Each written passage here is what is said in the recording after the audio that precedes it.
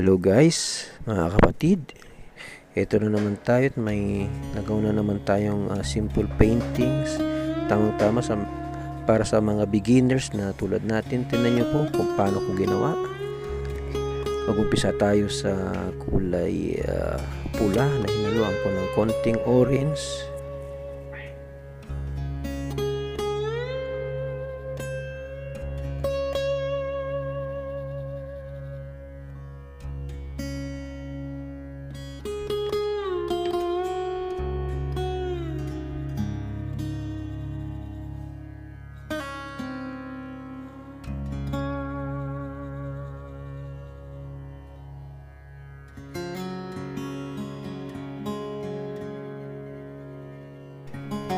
Gumamit tayo ng masking tape para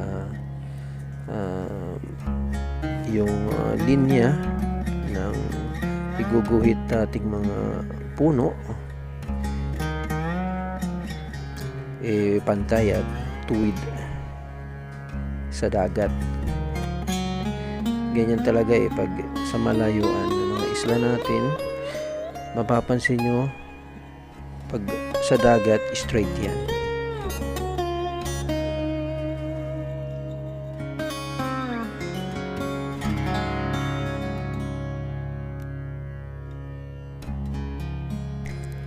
Gumamit tayo ng takip at lagyan natin ng pintura sa ilalim para pinaka-guide natin sa paggawa ng araw. At yun nga, hinaluan ko ng konting puti yung kulay dilaw para magmukhang makinang yung araw natin.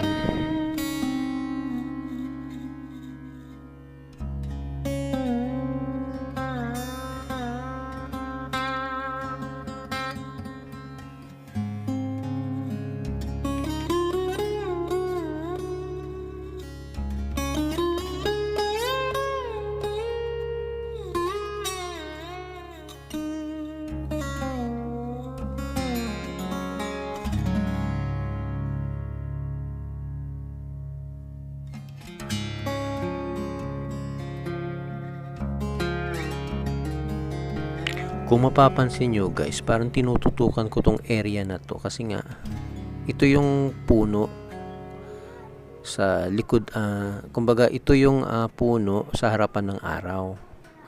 Dahil nga nasa harapan, pinakasentro siya, nasa tapat siya ng araw. Parang yung shadow ng puno parang natatalo siya ng liwanag ng araw, kaya nagiging kulay orange na parang natatalo siya ng liwanag. At yan nga, inalis ko na yung masking tape at sa ibaba naman tayo magkulay ng kumbaga yan yung reflection sa dagat, kasi nga kung ano yung kulay ng langit tuwing sunset, ganun din yung reflection sa dagat. Medyo sa una may yan dilaw kasi malapit sa araw. Papalayo, magiging dalandan yan. Magiging orange yan.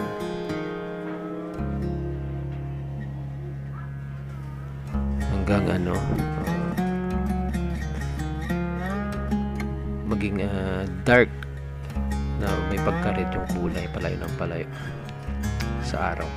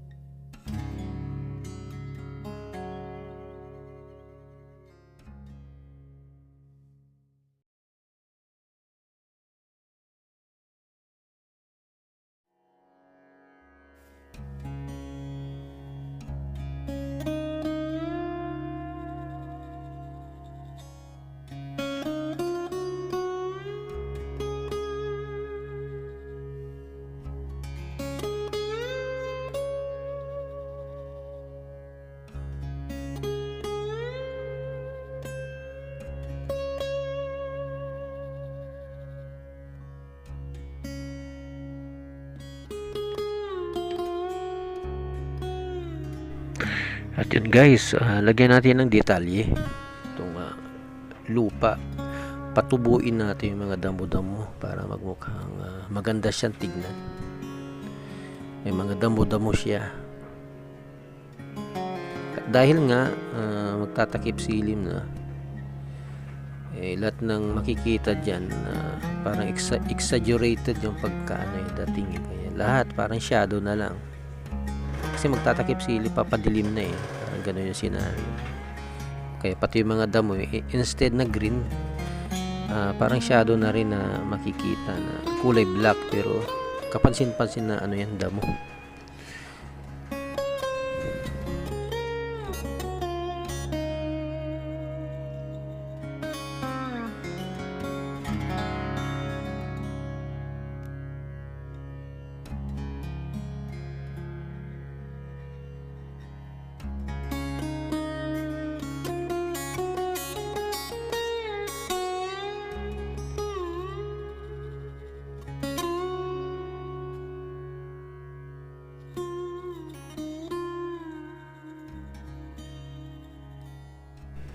Tiyaga lang guys pag detalye ng damo, kasi marami yan diba, yung damo ang dami, kaya tiyaga lang para makuha natin yung image ng gusto natin.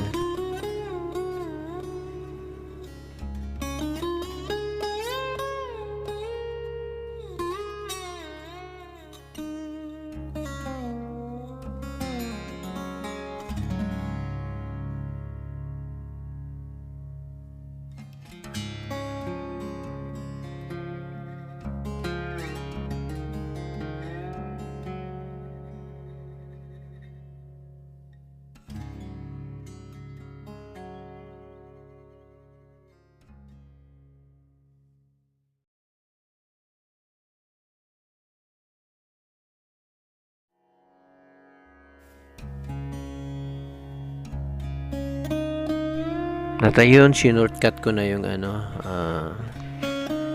yung punong maliit sa gitna. At nandito na tayo sa maliliit na sanga. Kailangan din nating i-detalye yung mga maliliit na sanga para mamukhang totoo.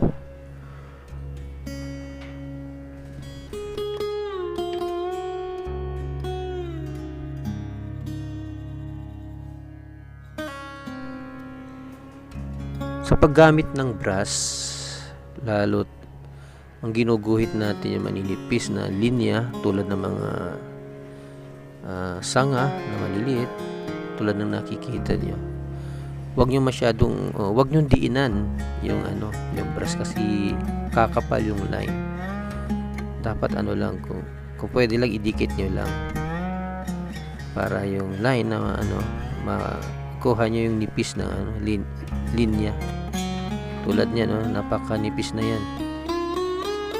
Kaya minsan gumagamit ako na matulis na stick sa sobrang nipis.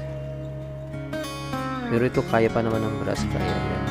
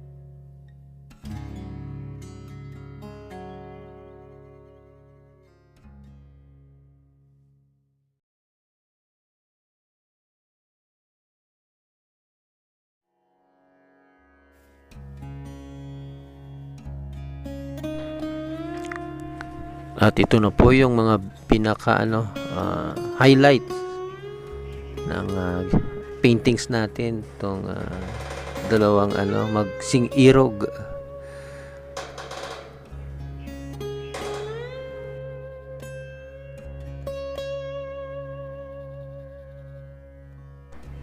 Sa mga in love dyan, sana all, alam ko relate na relate kayo sa mga ganitong eksena, lalo na pag pumasyal kayo na kayo lang dalawa, tapos nakita nyo na lumulubog ang araw, kumbaga sunset, mapatigil muna kayo sa sa tabing dagat, o tulad ng nakikita nyo, kumbaga sabay nyo tinitignan ang dahan-dahang paglubog ng araw, 'di ba? Napaka-sweet na yun, moment yun, guys. Kaya masasabi ko na lang, sana all. At yun, tapos na pala. Tanggalin na natin yung masking tape para malinis tignan, at pwede na itong lagyan ng frame at ilagay sa mga wall natin sa sala, sa kwarto. At kung trip mo rin, pwede mong irigalo yan sa kaibigan mo.